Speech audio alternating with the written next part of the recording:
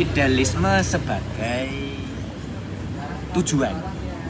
Itu berarti sesuatu yang dicita-citakan, dia mengarah ke situ dengan berbagai kriteria. Kalau tidak A, tidak. Kalau tidak B, prinsip. Dia tidak bisa menerima hal itu selain hal yang dia pikirkan. Iya, prinsipnya teguh gitu, satu. Diskusi kalian memang berbobot. Yang kedua, Yang kalian tonton barusan adalah footage gua bersama teman-teman gua lagi lembur, terus kita lapar, terus kita ke warkop, terus kita makan, terus kita ngobrol. Dan gue yakin sebagian besar dari teman-teman semua yang nonton footage itu mungkin mendefinisikan idealisme dengan cara yang hampir mirip atau hampir sama. Gue nggak bilang itu salah, tapi yang menarik adalah ketika idealisme ini kita bedah asal katanya dan kita temukan definisinya, maka kita akan menemukan arti yang mungkin berbeda dengan apa yang umumnya kita pahami. Jika kita lihat dari perspektif filsafat.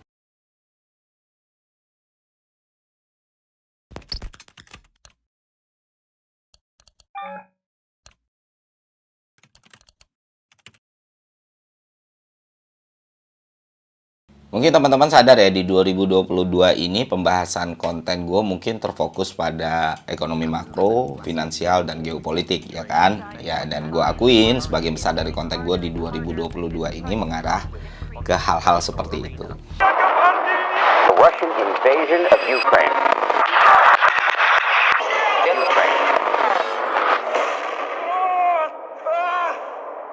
Dan ini emang gue maksudkan Pak, atau gue sengaja. Kenapa? Karena di akhir 2021 kemarin kan gue udah bilang kalau 2022 bukan tahun yang mudah, bisa survive aja udah syukur gitu ya.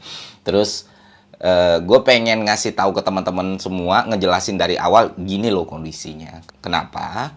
Karena ketika worst case terjadi, at least kita udah tahu apa yang harus kita lakukan dan apa yang harus kita siapkan. Kalau gue analogikan ibarat penyakit dan gejala lah. Kita bisa tahu kalau ada yang bermasalah di tubuh kita kan karena gejala.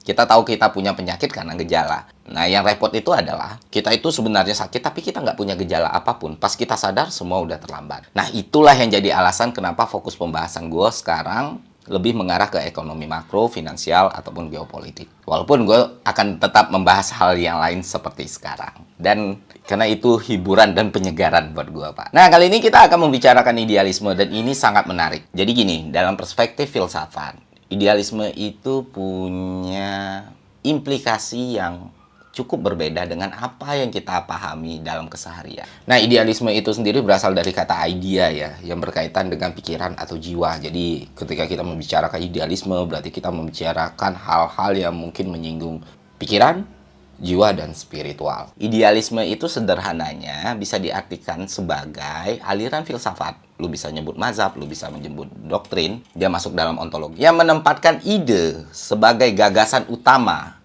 dan fondasi paling penting dalam realita. Jadi menurut penganut aliran idealisme ini, ya semua hal nyata yang kita rasakan melalui panca indera itu berasal dari ide. Dan idealisme itu sendiri sering disebut kutub yang berlawanan dengan gagasan materialismenya Epikuros. Meskipun demikian, idealisme tidak mengingkari adanya materi. Materi dianggap bagian luar dari apa yang disebut sebagai hakikat terdalam, yaitu akal atau jiwa. Dan idealisme itu pun macam-macam. Ada idealisme subjektif, ada idealisme absolut, ada idealisme transendental, dan beberapa varian idealisme yang lain yang dikemukakan oleh beberapa filosof. Dan tokohnya pun banyak, Pak. Dari zaman filsafat klasik sampai filsafat modern. Do you want to know what it is? Nah, kita mulai dulu dari Plato ya. Bisa dibilang Plato ini salah satu manusia pertama yang punya gagasan mirip dengan idealisme. Karena kan Plato juga terkenal dengan realitas platonisnya ya. Jadi karena ilmu Plato itu kan sifatnya universal dan mengarah ke arah kebaikan dan kebajikan. Ya kan, esensi tertinggi dari manusia.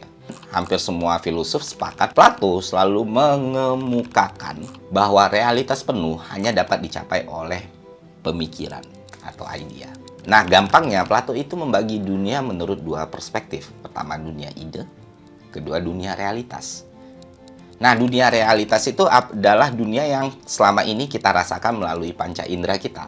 Sedangkan dunia ide adalah gambaran semua dari dunia realitas. Dengan kata lain, segala sesuatu yang ada di dunia realitas adalah tiruan dari dunia ide. Dan segala hal di dunia ide adalah bentuk sempurna dari apa yang kita temukan di dunia realitas. Contoh gampangnya misalnya lu bangun rumah, Pak. Nah, rumah yang lu bangun di dunia nyata ini, di dunia realitas ini, adalah hasil tiruan dari rumah yang sebelumnya udah ada di dunia ide. Lu bisa bangun rumah di dunia nyata dengan segala bentuknya, itu karena sebelumnya rumah itu udah ada di dunia ide.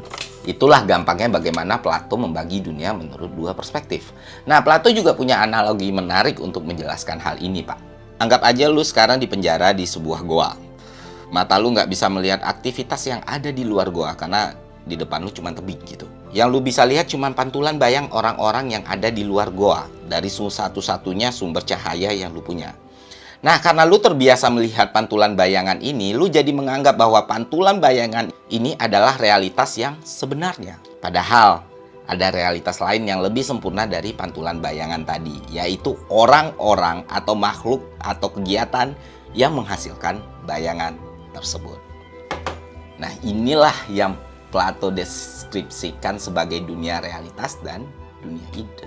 Karena dunia ide itu selalu lebih sempurna, selalu lebih bagus, selalu lebih kaya spek, dan selalu lebih detail gitu. Terus juga ada René Descartes ya, orang Prancis yang terkenal dengan konsep rasionalisnya, seorang yang mempopulerkan rasionalisme, dan dia terkenal dengan quote-nya cogito ergo sum. Aku berpikir maka aku ada. Nah, dia mendefinisikan bahwa semua yang kita benar-benar tahu adalah apa yang ada di dalam kesadaran kita sendiri, dan seluruh dunia luar hanyalah sebuah ide atau gambaran dalam pikiran kita. Ia beranggapan bahwa sangat dimungkinkan dan sangat wajar kalau manusia meragukan realitas di dunia luar. Lalu setelahnya di era modern, tepatnya di abad ke-18, ada orang yang namanya George Berkeley. Dia ini seorang bishop ya, dan sering dianggap sebagai bapak idealisme dunia gitu. Karena bisa dibilang dia salah satu orang yang pertama kali merumuskan salah satu bentuk idealisme paling murni. Dia berpendapat pengetahuan kita harus didasarkan pada persepsi kita. Tidak ada objek nyata yang dapat diketahui di balik persepsi seseorang, karena pada dasarnya apa yang dianggap nyata sebenarnya adalah persepsi itu sendiri. Inilah yang disebut sebagai idealisme subjektif atau dogmatis. Oke, bagaimana cara mudah memahami idealisme dalam perspektif George Berkeley? Biar gue kasih contoh. Mana kopi gue tadi? Sekarang gue minta ke teman-teman semua membayangkan segelas kopi. Ya kan? Coba teman-teman merem, terus visualkan segelas kopi. Lalu kopi itu teman-teman pegang di tangan teman-teman. Ya kan? Bisa kan membayangkan kopi gitu kan? Dari visualnya, baunya, bobotnya. Sekarang kedua, coba bayangkan kopi tanpa membayangkan kopi. Jadi kalian masih pegang gelas kopinya, masih ngerasa hangatnya, masih kecium baunya, masih kerasa volumenya, tapi tanpa gambar kopi. Nah sekarang kalian bayangkan kopi tanpa membayangkan gelas kopi, tanpa membayangkan biji kopi, tanpa membayangkan memegang kopi. Apa yang bisa kalian bayangkan? Nothing. Nah, begitulah kira-kira bagaimana idealisme subjektif yang dijelaskan oleh Berkeley. Nah, setelah si Berkeley ini, si Kant juga mendefinisikan idealisme. Dia berangkat dari empirisnya si Berkeley, terus dia mengembangkan pemikirannya, lalu dia menyatakan bahwa pikiranlah yang membentuk dunia yang kita anggap sebagai ruang dan waktu. Terus juga ada Hegel yang punya idealisme absolut tentang realitas yang melebihi objek fisik, dan beberapa teori-teori idealisme yang lain. Nah, apa yang gue bahas sekarang itu kulit paling luarnya, bisa dibilang summary-nya, bisa dibilang rangkuman singkatnya. Jadi kalau teman-teman memang mau memahami atau mempelajari ilmu filsafat idealisme itu sendiri, silahkan belajar ke orang-orang yang benar-benar kompeten, ke sumber-sumber atau literatur yang benar-benar bisa jadi pegangan. Anggap aja ini pemantik awal lah gitu. Dan kalian akan menemukan hal-hal yang luar biasa tentang pemikiran idealisme itu sendiri. Dan seperti yang gue bilang, idealisme ini berlawanan dengan materialisme. Dan materialisme itu sendiri dijelaskan oleh banyak filosof yang lain. Salah satunya Karl Marx. Dengan materialisme historis ataupun dialektika. Gitu. Nah, jadi kalau lu tipe orang yang percaya bahwa realitas sebenarnya atau realitas paling tinggi adalah ide itu sendiri, ya maka bisa dibilang lu seorang yang idealis, yang menganut paham idealisme. Gue tahu mungkin kalian bertanya, kalau sebenarnya definisi idealisme seperti itu adanya, kenapa pemahaman umumnya itu bisa sangat berbeda? Kenapa idealisme selalu terkait dengan yang namanya keyakinan, kepercayaan, prinsip, sampai keinginan untuk mencapai bentuk ideal? Kenapa orang-orang lebih memahami idealisme dengan cara seperti ini? Idealis atau realistis? Idealis. Saya adalah orang yang punya sifat ideal dan saya berani melakukan argumentasi. Eksekusi lu punya idealisme, gua rasa terlalu naif. Idealis merupakan suatu pemikiran yang dianggap benar. Idealisme adalah kemewahan terakhir yang dimiliki oleh anak muda. Itu yang dikatakan oleh Tan Malaka. Awalnya gue pikir pemahaman idealisme umumnya ini adalah suatu kekeliruan, ya kan? Gue pengen bilang, wah lu semua salah mendefinisikan idealisme seperti ini. Kenapa awal hipotesis gue seperti itu? Karena asal kata dari idealisme itu adalah ide, bukan ideal. Tapi kita selama ini memahami kata idealisme itu muncul dari ideal itu sendiri, ya kan? Dan ini pemahaman yang umum dan mencapai kesepakatan, dan akhirnya orang-orang juga paham ketika membicarakan idealisme, maka kita akan bicara soal keyakinan, prinsip, dan bentuk ideal.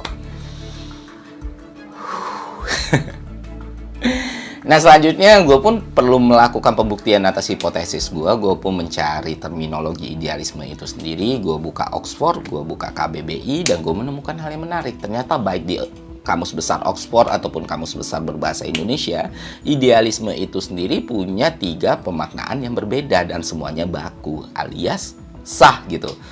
Pemaknaan soal filsafat sah, pemaknaan soal bentuk ideal juga sah. Jadi kita nggak bisa bilang kalau orang yang mendefinisikan idealisme dalam pengertian umum telah melakukan kekeliruan. Bapak Ibu jangan jauh-jauh ngomong idealisme. Ada kata-kata yang kita gunakan keseharian ternyata punya makna ataupun definisi yang berbeda dari asal katanya. Misalnya kayak nyinyir. Ya kalau nyinyir itu apa sih? Nggak ada datanya. Gue kan penuh dengan data. Kita selalu mengaitkan nyinyir itu dengan hal-hal yang sifatnya kayak julid, gibah, ngomongin orang lain, nyindir orang lain. Tapi ternyata dalam Kamus Besar Berbahasa Indonesia, nyinyir itu berarti mengulang-ulang. Nah, ada juga kata kayak jengah, ya kan?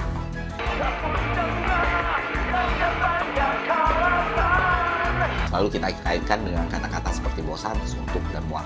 Padahal, menurut Kamus Besar Bahasa Indonesia, jengah itu berarti malu. Ada juga kayak geming, diam tak bergeming. Kita sering mendengar istilah itu, padahal geming artinya diam, diam tak berdiam. Atau nuansa, kita sering mengartikan nuansa punya definisi yang sama dengan suasana, padahal berbeda. Dalam pendekatan linguistik, hal-hal ini sering kita sebut sebagai salah kaprah. Yang mana pemaknaan yang disepakati secara umum atau dipahami secara umum punya definisi yang berbeda dari makna sebenarnya. Ya, kenapa ini bisa terjadi? Karena pop culture gitu. Apa hal-hal yang populer, orang-orang yang populer, atau lagu yang populer, atau tulisan yang populer menggunakan kata-kata yang ditujukan dan didefinisikan dengan berbeda. Tapi orang-orang tidak sadar itu salah dan mereka yakin itu benar dan mereka memahami dengan cara yang sama. Terus-menerus terjadi. Lalu kesalahan tadi menjadi sebuah kebenaran yang dipahami oleh semua orang. Nah, idealisme itu sebenarnya case-nya cukup berbeda, Pak. Nah, dalam kamus besar apapun, mau di Oxford maupun bahasa Indonesia, idealisme ini punya makna yang ganda. Yang mana antar maknanya punya definisi yang berbeda. Jadi ada satu kata untuk 2 kondisi nih. Ketika lu seseorang yang meyakini bahwa realitas itu terbentuk oleh ide, maka lu bisa dibilang sebagai seorang yang idealis dan menganut paham idealisme. Ketika lu seseorang yang punya keyakinan teguh, punya cita-cita, punya prinsip, dan selalu berusaha mewujudkan bentuk ideal di kepala lu, atas apa yang lu lakukan, apa yang lu perbuat, dan apa yang lu putuskan, ya berarti lu seorang yang idealis dan menganut paham idealisme. Dah, itulah linguistik, Pak. Itulah tata bahasa gitu. Karena sejatinya bahasa itu memang diciptakan untuk kita saling berkomunikasi kan. Makanya walau selama ini gue memahami idealisme dari perspektif filsafat, tapi ketika gue mendapat pertanyaan soal idealisme dalam konteks umum, di podcast atau ngobrol sama orang, gue nggak serta-merta matahin orang tersebut, Pak. Nggak serta-merta menggurui, nggak serta-merta mengolok-olok. Dan itu berusaha sekuat mungkin, sebisa mungkin untuk gue lakukan. Karena memang dorongan untuk melakukan itu ada kan. Ketika orang ngomong idealisme misalnya, wah salah lu, wah poser lu harus belajar lagi. Wah terus ditambah kata kasar kan. Goblok, tolol, snoop, dan lain sebagainya. Waktu masih muda mungkin gue lebih sering melakukan itu, tapi makin kesini gue makin mikir. Seiring ilmu pengetahuan bertambah, seharusnya yang tumbuh itu kebijaksanaan kita, bukan ego kita. Memang enak menggurui orang, memang enak mematahi orang, memang enak melakukan pembuktian atas kesalahan orang lain atau ketidakpahaman orang lain atas sesuatu, tapi mau sampai kapan? Dan tidak ada yang menjamin kalau kita tidak akan berada di posisi yang sama, Pak. Be wise lah, gitu. Karena ketika ilmu pengetahuan lu bertambah, seharusnya yang tumbuh itu kebijaksanaan lu, bukan ego lu, Pak. Gitu sih. Oke, sekian dari gue. Sampai jumpa di konten selanjutnya. See ya.